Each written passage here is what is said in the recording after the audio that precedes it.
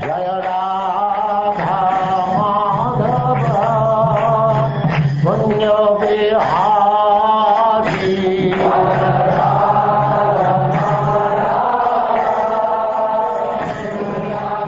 And now chapter 16. Praise of King Prthu by the professional reciters.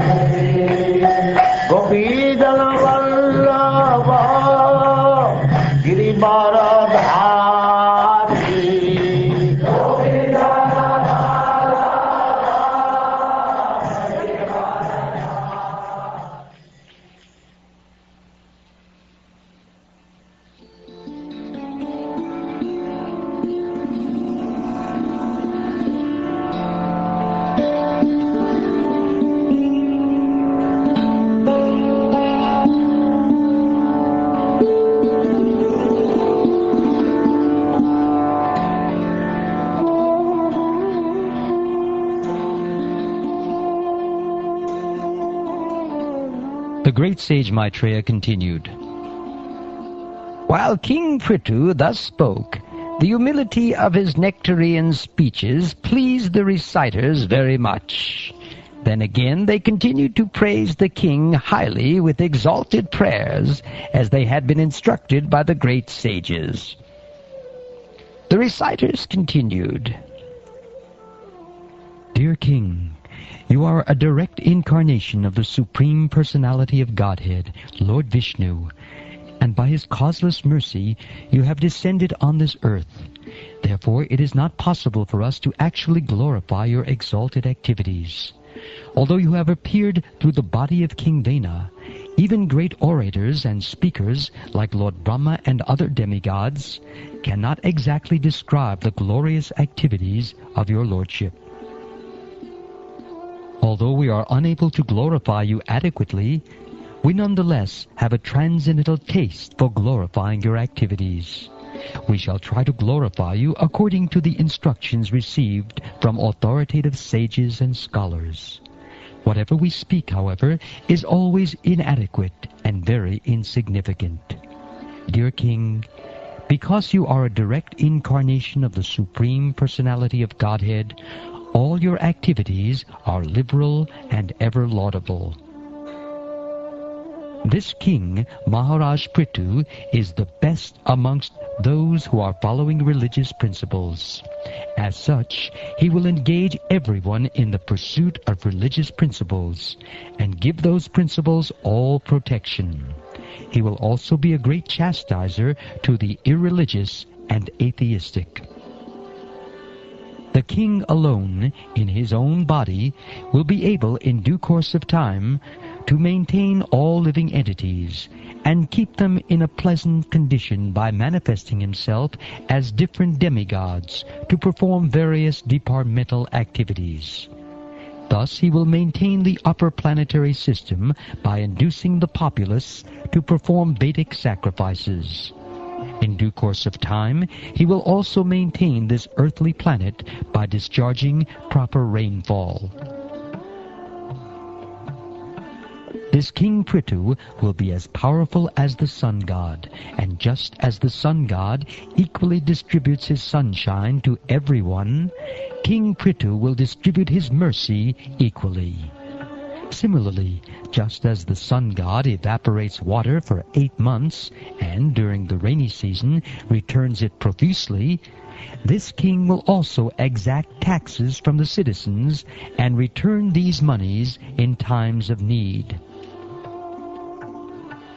This King Prthu will be very, very kind to all citizens.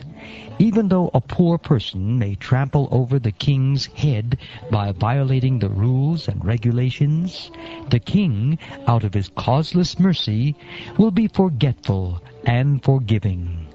As a protector of the world, he will be as tolerant as the earth itself. When there is no rainfall, and the citizens are in great danger due to the scarcity of water, this royal personality of Godhead will be able to supply rains, exactly like the heavenly king Indra. Thus, he will very easily be able to protect the citizens from drought. This king, Prthu Maharaj, by virtue of his affectionate glances and beautiful moon-like face, which is always smiling with great affection for the citizens, will enhance everyone's peaceful life.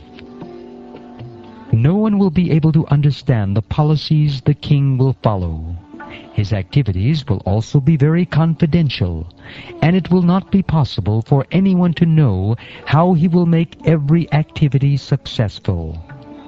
His treasury will always remain unknown to everyone. He will be the reservoir of unlimited glories and good qualities, and his position will be maintained and covered just as Varuna, the deity of the seas, is covered all around by water. King Prthu was born of the dead body of King Vena, as fire is produced from Arani wood.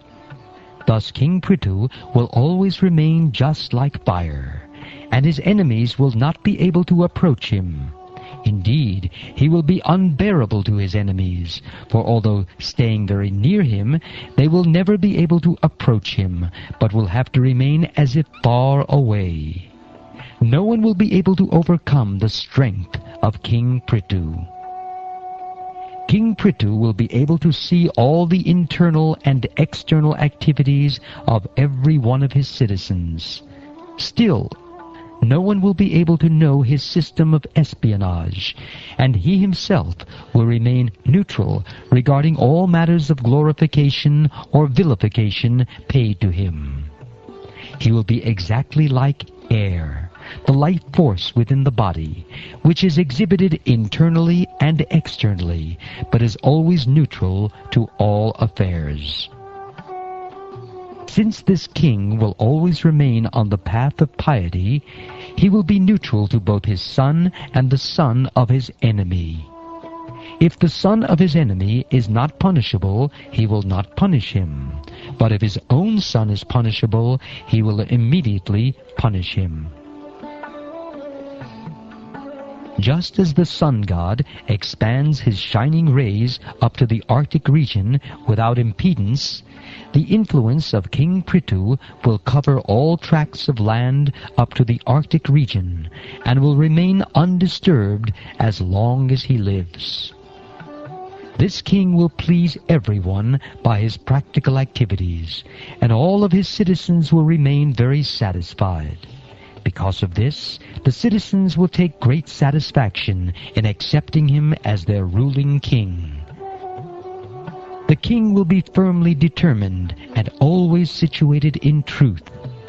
He will be a lover of the Brahminical culture, and will render all service to old men, and give shelter to all surrendered souls. Giving respect to all, he will always be merciful to the poor and innocent. The king will respect all women as if they were his own mother, and he will treat his own wife as the other half of his body. He will be just like an affectionate father to his citizens, and he will treat himself as the most obedient servant of the devotees who always preach the glories of the Lord. The king will consider all embodied living entities as dear as his own self, and he will always be increasing the pleasures of his friends. He will intimately associate with liberated persons, and he will be a chastising hand to all impious persons. This king is the master of the three worlds, and he is directly empowered by the Supreme Personality of Godhead. He is without change, and he is an incarnation of the Supreme, known as Shaktyavesha Avatara. Being a liberated soul and completely learned, he sees all material varieties as meaningless, because their basic principle is nescience. This king, being uniquely powerful and heroic, will have no competitor. He will travel around the globe on his victorious chariot, holding his invincible bow in his hand, and appearing exactly like the sun, which rotates in its own orbit from the south. When the king travels all over the world, other kings, as well as the demigods, will offer him all kinds of presentations. Their queens will also consider him the original king, who carries in his hands the emblems of club and disc, and will sing of his fame, for he will be as reputable as the Supreme Personality of Godhead. This king, the protector of the citizens, is an extraordinary king, and is equal to the Prajapati demigods. For the living facility of all citizens, he will milk the earth, which is like a cow. Not only that, but he will level the surface of the earth with the pointed ends of his bow, breaking all the hills exactly as King Indra, the heavenly king, breaks mountains with his powerful thunderbolt.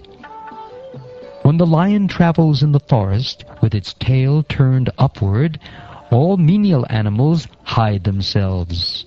Similarly, when King Prthu will travel over his kingdom and vibrate the string of his bow, which is made of the horns of goats and bulls, and is irresistible in battle, all demoniac rogues and thieves will hide themselves in all directions. At the source of the river Sarasvati, this king will perform 100 sacrifices known as Ajvamedha.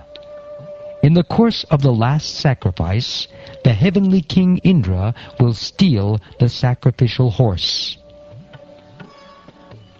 This king Prthu will meet Sanat Kumara, one of the 4 Kumaras, in the garden of his palace compound.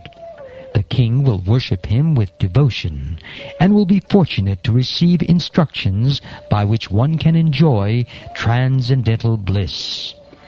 In this way, when the chivalrous activities of King Prthu come to be known to the people in general, King Prthu will always hear about himself and his uniquely powerful activities. No one will be able to disobey the orders of Prthu Maharaj. After conquering the world, he will completely eradicate the threefold miseries of the citizens. Then he will be recognized all over the world. At that time, both the Suras and the Asuras will undoubtedly glorify his magnanimous activities.